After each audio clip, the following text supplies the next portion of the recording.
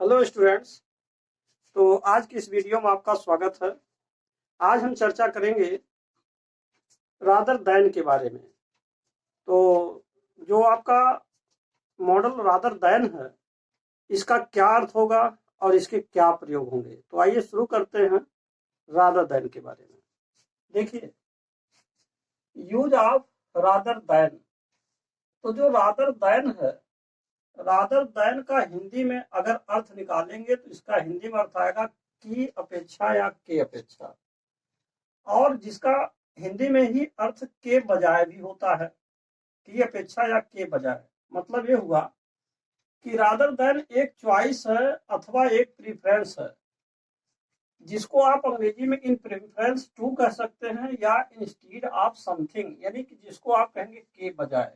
अब जैसे इसमें बात यह है कि अगर कोई दो चीजें हैं, दो विकल्प हैं, और दो विकल्प में से कोई एक विकल्प पर ज्यादा हम महत्व दें, उसका ज्यादा प्रीफरेंस दें, उसे लाइक करें, उसको अपना चॉइस बनाएं, तो उस स्थिति में आपको रादर देन का प्रयोग करना है।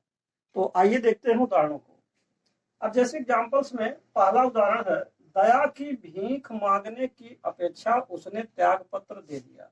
तो इसमें एक लाइन आपका है दया की भीख मांगना, और दूसरा है उसने त्याग पत्र दिया। तो ये जो है दो चीजें हैं कि दया की भीख मांगे या त्याग पत्र दे, ये दो बातें हैं। तो उसने त्याग पत्र को महत्व ज्यादा दे दिया, तो ही रिजाइंड हो जाएगा, रादर देन हो जाएगा, बेग फॉर मर्सी हो जाएगा। तो ये आपका इस तरीके से रादर देन का जो प्रयोग हुआ, इसमें ये बात कही जा रही कि ही रिजाइंड, यानी रादर देन जो है रिजाइंड पर ज्यादा वैल्यू दे रहा है कि उसने त्याग पत्र दे दिया अपेक्षाकृत भीख मांगने के। दया की भीख मांगने की अपेक्षा या दया की भीख मांगने के बजाय उसने दया की भीख मांगना नहीं तय किया या आप चॉइस किया, बल्कि उसने चॉइस किया रिजाइन देना। तो ये इस तरीके से हो जाएगा कि he resigned rather than beg for mercy. उदाहरण नंबर एक आपका हो गया। उदाहरण नंबर दो देखिए। अब इसमें क्या है, वह खेलने की अपेक्षा या के बजाय पढ़ना पसंद करता है।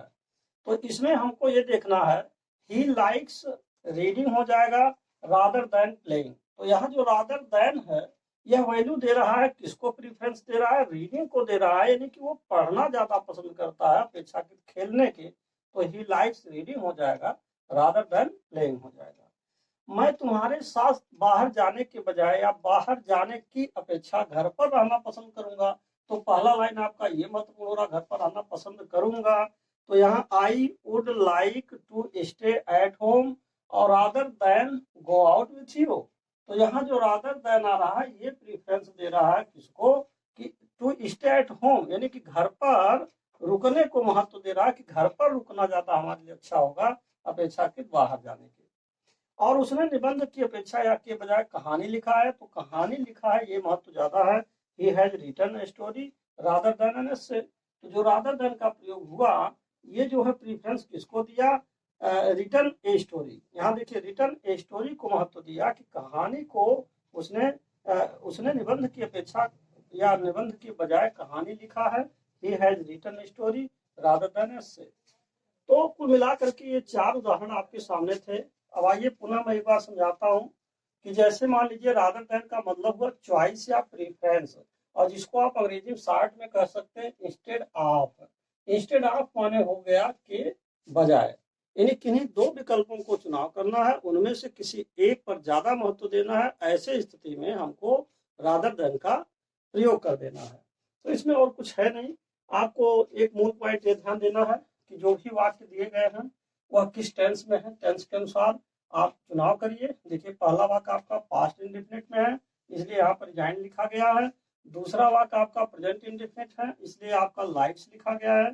तीसरा वाक्य आपका देखिए फ्यूचर इंडेफिनिट टेंस में आ रहा है, तो यहाँ वुड लाइक की बात हो रही है, लाइक टू। अब एक चीज यहाँ पर और समझने लायक है कि अक्सर जब आप रादर देन का प्रयोग करते हैं, तो इसमें विशेष रूप से ये ध्यान देना चाहिए कि इसमें जो है बेयर इंफिनिटिव का प्रयोग ज्यादातर हो सकता है। बेयर इंफिनिटिव होता है, इसमें सिंपल नहीं आता है। तो ऐसे स्थिति में आप यहाँ देख रहे हैं कि I would like to stay आ गया है, तो कोई लोग ये भी सोच सकते हैं टू स्टे जो आ रहा है तो सिंपल इंफिनिटिव है, ऐसे कैसे हो गया। तो इसमें बात यह है कि सिंपल इंफिनिटिव नहीं है वास्तव में। यहाँ देखिए वुड लाइक टू, यह एक आपका फ्रेज है, अगर ये फ्रेज है वुड लाइक टू, तो इसको तो लगाना ही लगाना पड़ेगा। और इससे पहले बेयर इंफिनिटिव ही आपका था, और बेयर इंफिनिटिव से पहले वुड लाइक टू ये फ्रेज जोड़ देना पड़ा है, इसलिए यह फ्रेज है। इसको आप जो है सिंपल इंफिनिटिव नहीं कहेंगे, बल्कि बेयर इंफिनिटिव के रूप में ही यूज हुआ है। तो ऐसी स्थिति में I would like to stay at home हो जाएगा, rather than go out with you. और जहां तक सवाल अगले टेंस का है, उसने निबंध की अपेक्षा या के बजाय कहानी लिखा है, ये प्रेजेंट परफेक्ट टेंस है, तो इसमें ही हैज रिटन स्टोरी हो गया, रादर देन एन से।